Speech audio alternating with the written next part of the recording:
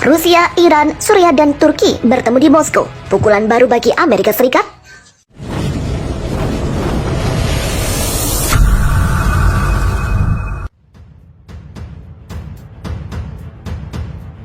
Dua bulan terakhir telah terjadi perubahan dramatis dalam arsitektur keamanan Timur Tengah. Gempa bumi yang menghancurkan pada Februari memicu curahan dukungan diplomatik dan kemanusiaan untuk Suriah yang dilanda perang. Muncul pula harapan bahwa perang kotor 12 tahun yang dipimpin Amerika Serikat melawan Suriah itu akhirnya mungkin mencapai akhirnya. Wakil Menteri Luar Negeri Rusia, Suriah, Iran, dan Turki sedang bersiap mengadakan pembicaraan 4 pihak di Moskow pekan ini. Negosiasi yang diperkirakan berlangsung selama 2 hari akan menjadi pembicaraan langsung pertama antara pejabat Suriah dan Turki sejak Desember, ketika Moskow menjadi tuan rumah Menteri Pertahanan dan Intelijen kedua negara. Ini jadi yang pertama kali dari jenisnya dalam lebih dari 1 dekade untuk mengeksplorasi kemungkinan normalisasi ikatan. Media Suriah melaporkan pada Minggu bahwa Wakil Menteri Luar Negeri Dr. Ayman Susan akan memimpin delegasi Suriah. Susan mengatakan kepada wartawan bahwa dia dan rekan-rekannya dari Rusia dan Iran akan mengadakan konsultasi bilateral pada Senin, dan pertemuan 4 pihak dengan Turki akan berlangsung pada Selasa. Fokus Damaskus akan menegosiasikan penarikan pasukan Turki dari wilayah Suriah, upaya bersama untuk memerangi terorisme dan campur tangan dalam urusan internal Suriah. Pejabat di Ankara mengkonfirmasi pekan lalu bahwa Turki akan mengambil bagian dalam negosiasi dengan seorang pejabat senior anonim, mengatakan pembicaraan itu akan merupakan kelanjutan dari pertemuan tingkat menteri yang dimulai selama proses normalisasi. Tidak ada keputusan signifikan yang diharapkan menurut pejabat tersebut, mengingat tidak akan ada partisipasi tingkat menteri dalam negosiasi khusus ini. Menteri Luar Negeri Iran, Hossein Amir Abdullahian, mengkonfirmasi partisipasi Iran dalam pembicaraan selama konferensi pers bersama Menteri Luar Negeri Rusia, Sergei Lavrov, pekan lalu. Dia mengatakan pemulihan pandangan Turki dan Suriah akan menjadi fokus mereka. Teheran dan Moskow juga akan berupaya mendekatkan pandangan ini, dan jika beberapa kerangka ditentukan pada negosiasi ini, pertemuan berikutnya dapat diadakan di tingkat Menteri Luar Negeri.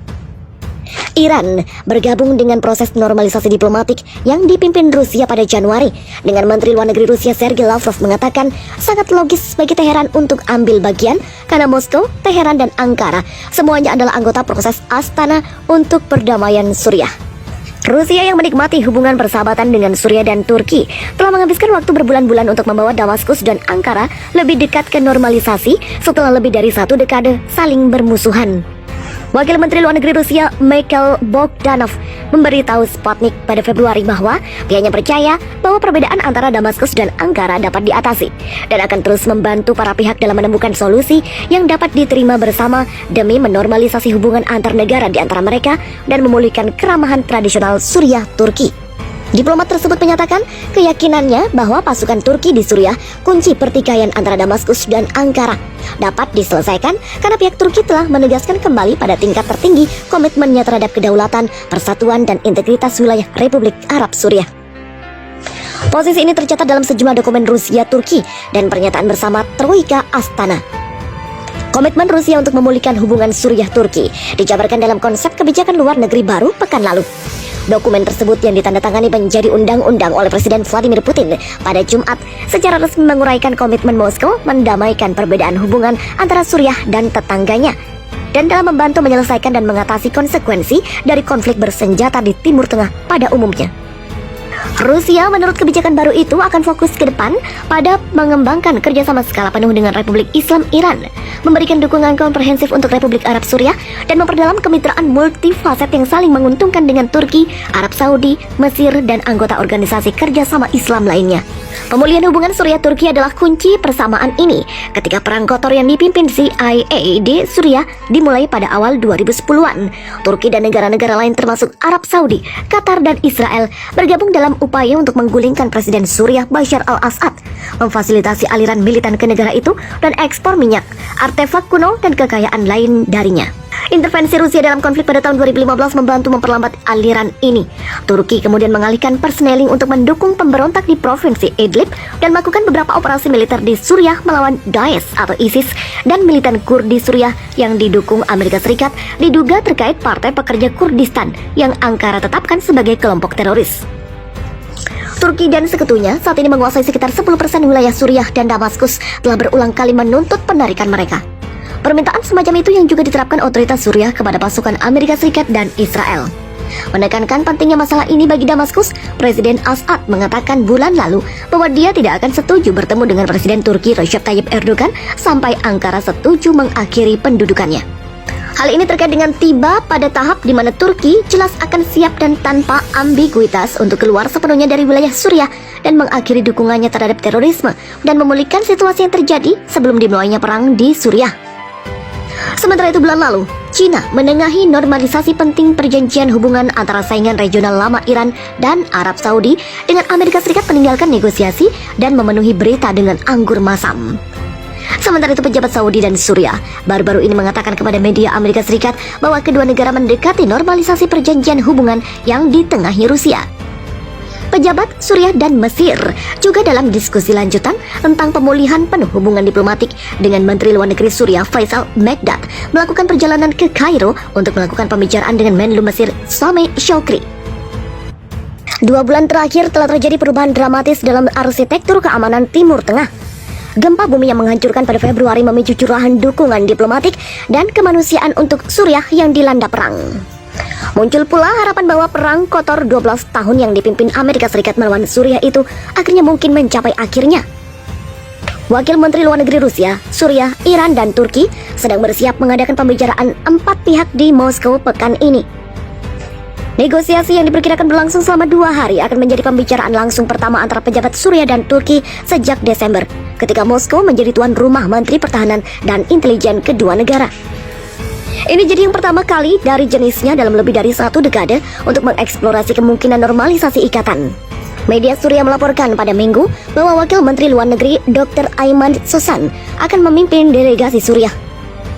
Susan mengatakan kepada wartawan bahwa dia dan rekan-rekannya dari Rusia dan Iran akan mengadakan konsultasi bilateral pada Senin, dan pertemuan 4 pihak dengan Turki akan berlangsung pada Selasa.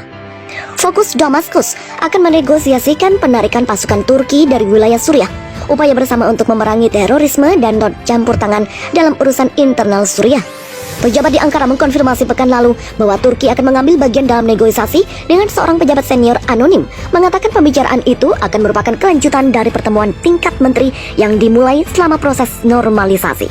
Tidak ada keputusan signifikan yang diharapkan menurut pejabat tersebut, mengingat tidak akan ada partisipasi tingkat menteri dalam negosiasi khusus ini.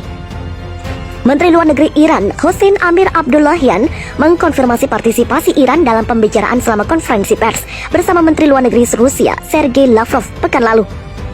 Dia mengatakan pemulihan pandangan Turki dan Suriah akan menjadi fokus mereka.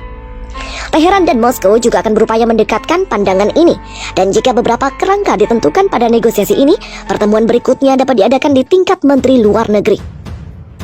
Iran bergabung dengan proses normalisasi diplomatik yang dipimpin Rusia pada Januari, dengan Menteri Luar Negeri Rusia Sergei Lavrov mengatakan sangat logis bagi Teheran untuk ambil bagian karena Moskow, Teheran, dan Ankara semuanya adalah anggota proses Astana untuk perdamaian Suriah. Rusia yang menikmati hubungan persahabatan dengan Suriah dan Turki telah menghabiskan waktu berbulan-bulan untuk membawa Damaskus dan Ankara lebih dekat ke normalisasi setelah lebih dari 1 dekade saling bermusuhan.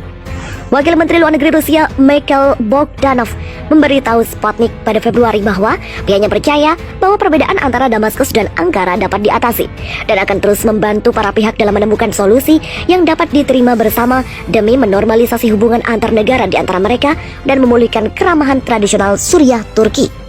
Diplomat tersebut menyatakan keyakinannya bahwa pasukan Turki di Suriah, kunci pertikaian antara Damaskus dan Ankara, dapat diselesaikan karena pihak Turki telah menegaskan kembali pada tingkat tertinggi komitmennya terhadap kedaulatan, persatuan, dan integritas wilayah Republik Arab Suriah.